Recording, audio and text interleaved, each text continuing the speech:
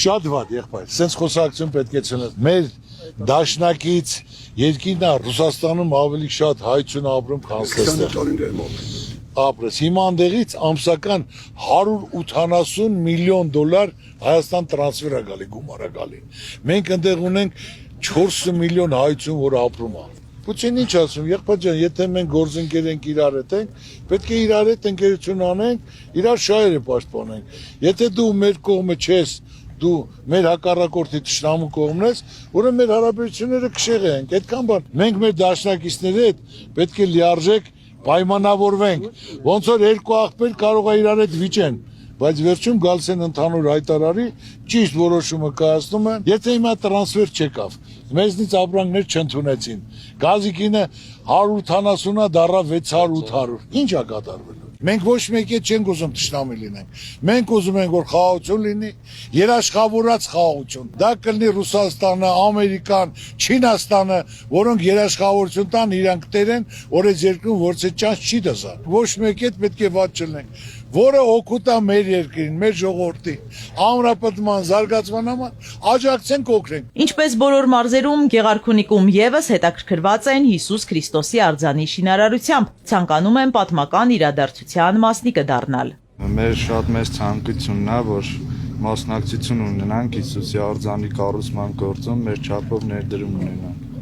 Մոտ 150 հոգի ունեն գրանցված, ամեն օր դիմում են այդ հարցով։ Հիմա ճանապարհները ձուն է, ապրիլի 20-ին, 25-ին կզանգենք, կգաք, բոլորը կազմակերպենք, բոլորը ես էլ կբարձրանամ, քար կտնեք, հավաստագիր կստանաք, որ դուք մասնակցել եք այդ շինարարությունը,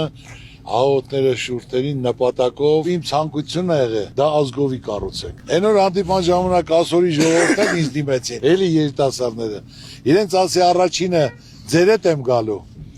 երկրորդը ձեր հետ եմ գալու։ Քեզ շնորհակալ եմ, ես անցած օմարեցի,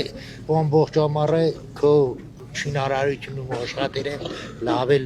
ընտանիք եմ պոյե։ Էլի բացա, եկեք իմ ուզածը ժողովուրդ, որ դուք լավ ապրեք,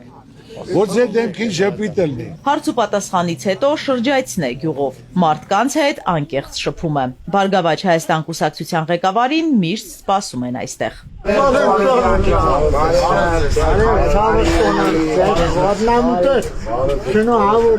Թողին ոտը խերով լինի,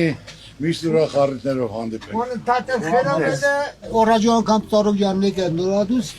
քարանգից քարը տոնելու ժամը կորոթելու համար։ Այո, ոնց է իշում։ Շակալ եմ ուրացության համար, միշտ Բարև ձեզ, պարոն Ծառուկյան, ձեր գալը բարի մեր յուղը։ Շնորհակալ եմ։ Քեզի միշտ տելևիզորով լսում եմ։ Քո բարի մաղթանքները ու վերջում որպես դու Քրիստոսի ասում ես Աստված բոլորին պաղապար։ Այո։ Դա մեծ մաղթանք է ժողովրդի համար։